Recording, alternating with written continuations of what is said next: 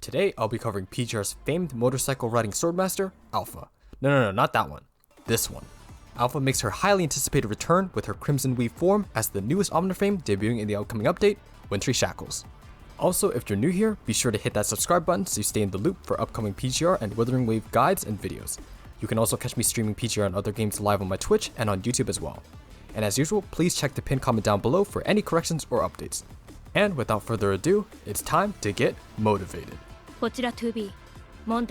Lucia Crimson Weave is PGR's newest S-rank attacker Omniframe that does purely lightning damage and features a multitude of different attacks, high burst and sustained damage, high survivability, midriff, and enough visual effects to drain your phone battery faster than you can charge it.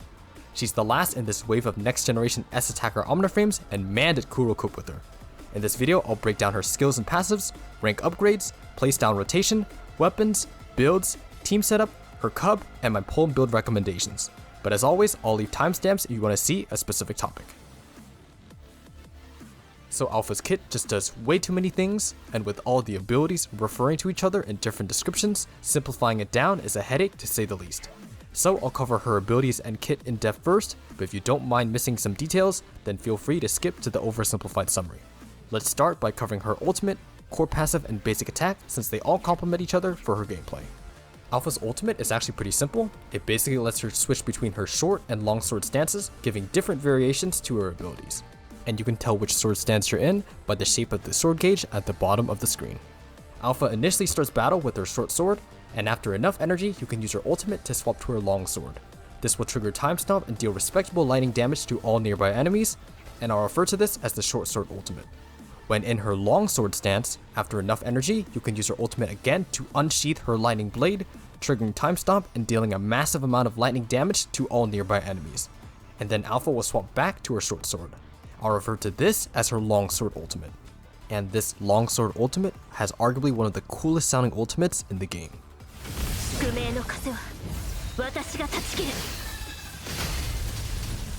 Next, let's talk about her core passive, starting with her orb mechanic.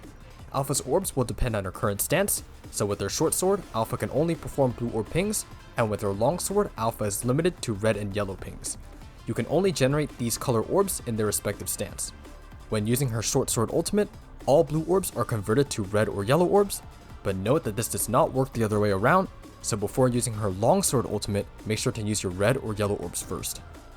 Next, let's discuss her defensive stance. You can activate it by holding down the dodge button, and this initially consumes about a quarter of her dodge gauge, and then the dodge gauge recovers normally. Also, holding down the dodge button will gradually fill up her core passive gauge. In this defensive stance, Alpha has interrupt resist and damage reduction, and if an attack hits Alpha, she automatically parries it, blocking some of the damage and granting additional damage reduction. Letting go of the dodge button before her core passive gauge is full will activate a quick release attack. This deals lightning damage, gives damage reduction, and the attack cannot be interrupted. But this quick release attack is almost never intentionally used since you mainly want to max out the core passive gauge while charging.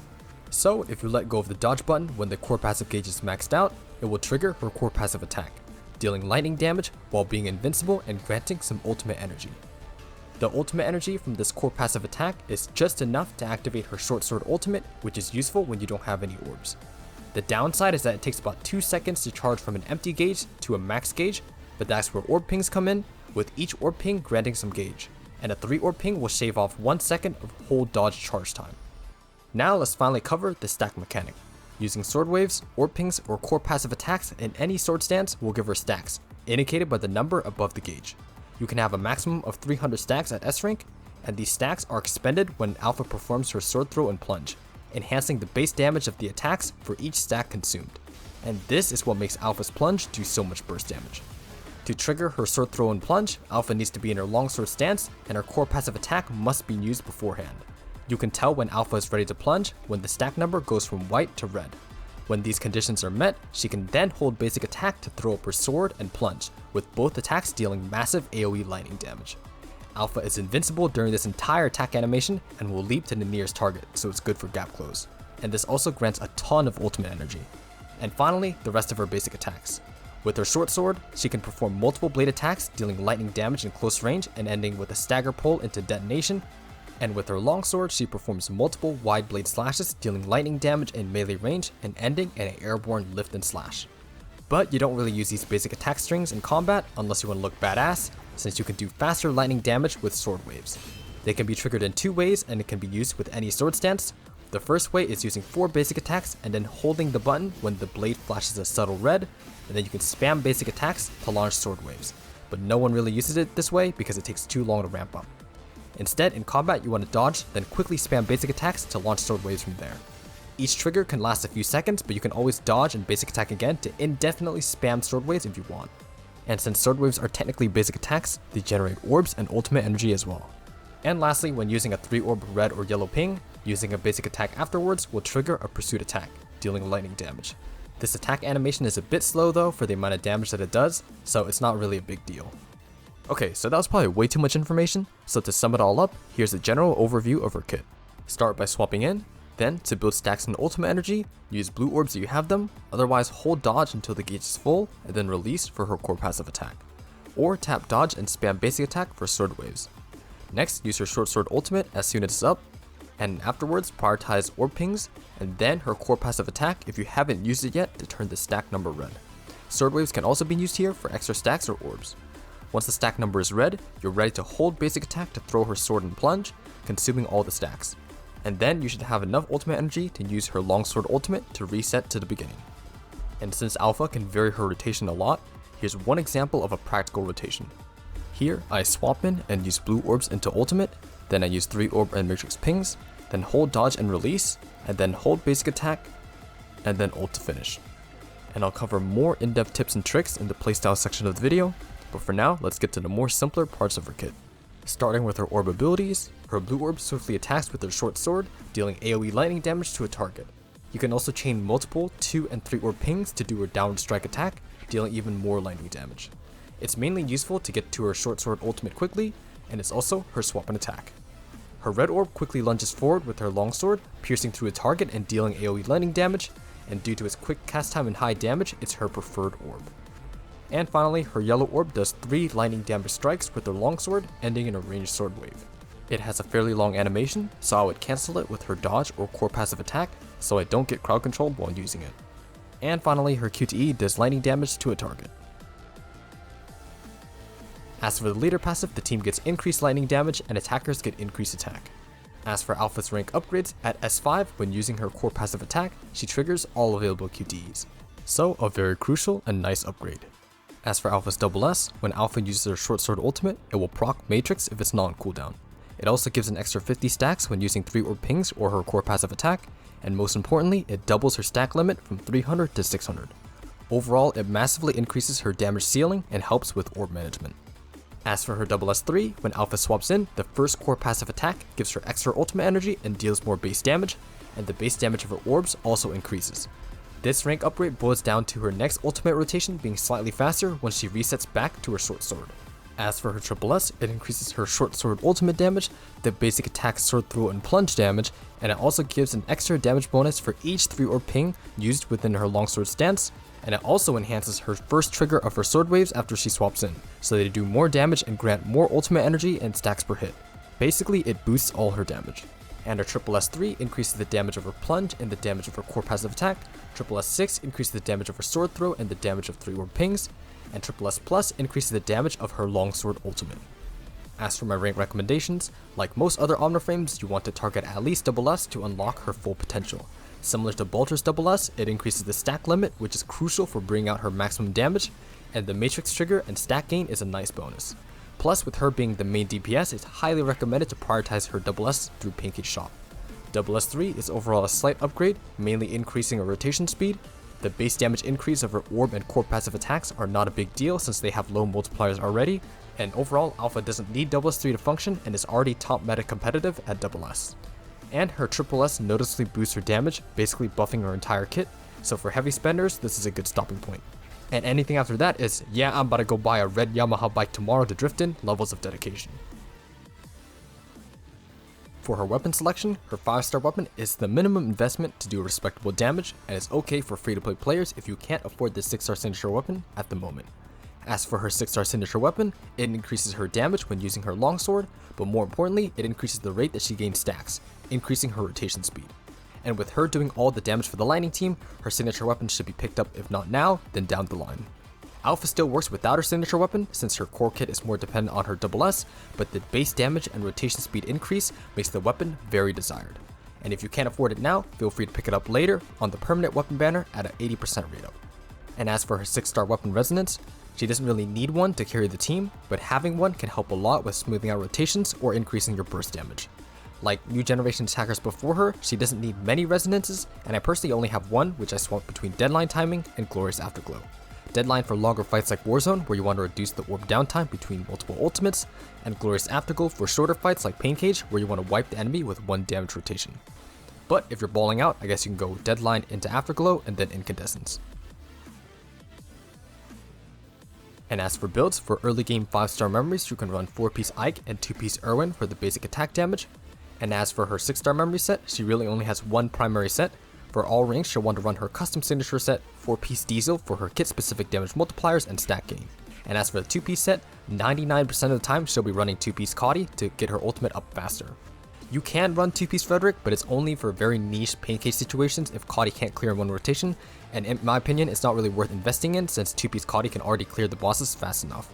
For positions, I recommend sticking Caudy on the bottom position for the higher base attack, so slots 4, 5, and 6, and for resonance, if alpha is SS3 or lower, you actually want to resonate basic attack on the top slot for the plunge damage since that's where the majority of her damage lies.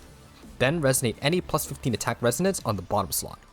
If alpha is SS rank or higher, the damage difference between her plunge and her longsword ultimate is no longer massive, and she can justify resonating ultimate instead of plus 15 attack on the bottom slot.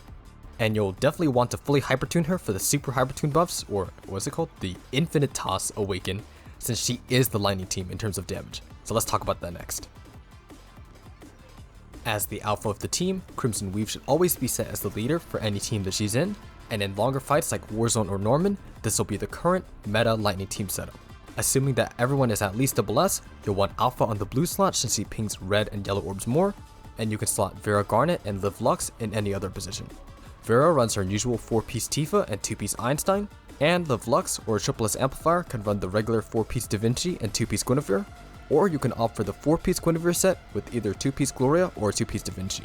It's more common to run 4-piece Guinevere on the support for solo alpha, since basically the set buff effect gets snapshotted during time stop, but the cooldown continues. So with alpha constantly ulting with time stop, she can line up and proc 4-piece Guinevere more often compared to the shorter 4-piece Da Vinci effect. And with alpha triggering her QTEs often with her core passive attack, the 4-piece Da Vinci set doesn't really hold as much value. And you'll always want Vera Garnet as the starter due to her SS passive dropping her QTE when she swaps out. For shorter fights like Pain Cage, if you need to gap close with Garnet's blue orb, you can opt to move Liv Lux to the blue slot instead.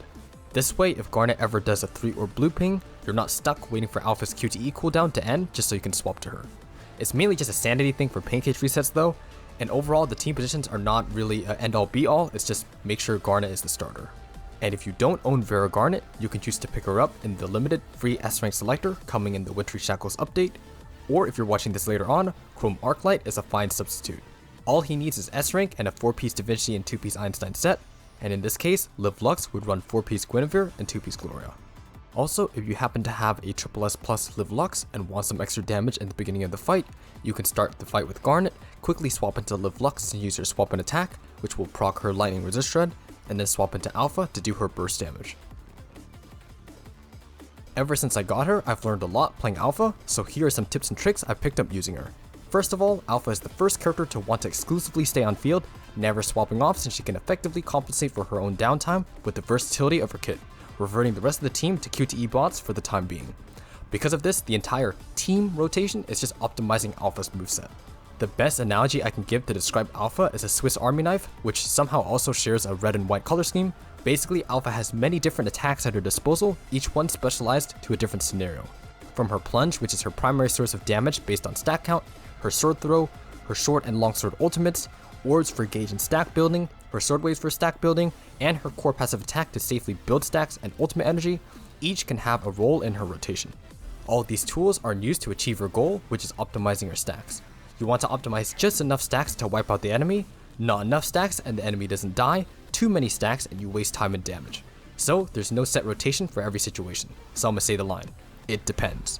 But with that being said, here's some useful techniques to maximize your alpha. Let's start with her core passive attack, ult cancel. You can swap an attack into a blue orb, and then start her core passive attack, and then spam the ult button during the attack animation to enter her short sword ultimate.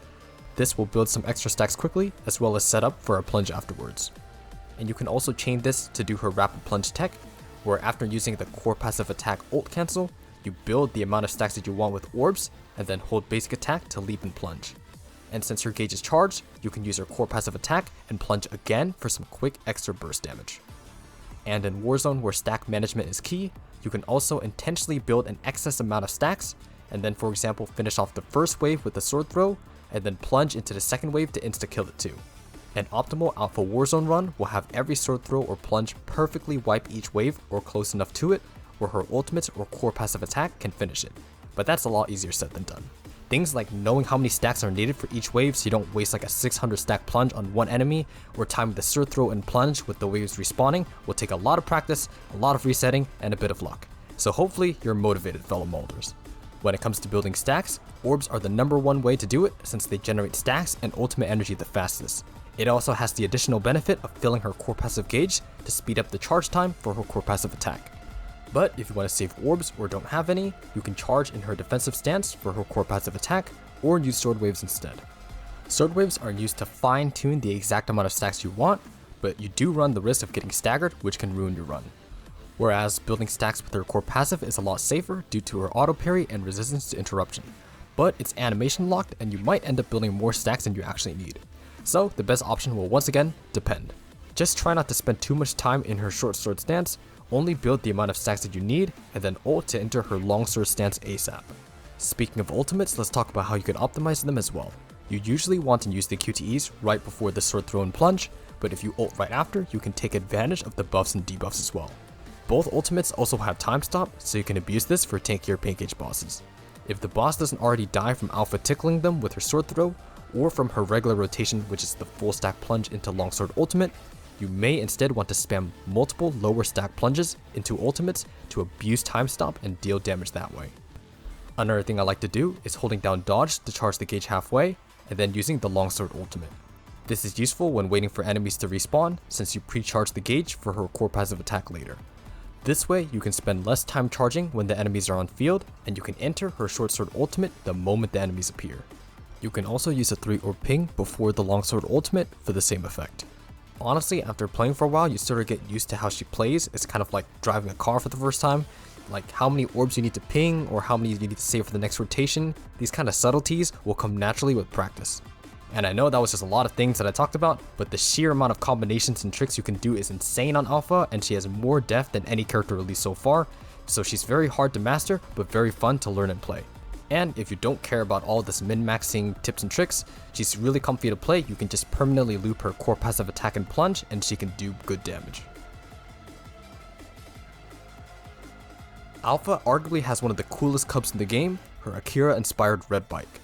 The bike has 2 different active skills. The first will call in the bike to pull in enemies for a brief period, and the second drifts around them and knocks them airborne. I use the first active skill most of the time for the grouping, but the second active skill is useful for burst damage scenarios. And it has a cool drift animation if you use her active skill while charging her core passive attack. Her pet's exclusive skill will trigger when Alpha is using her short sword ultimate. The bike will automatically be called in to do its selective active skill while also buffing Alpha's base damage.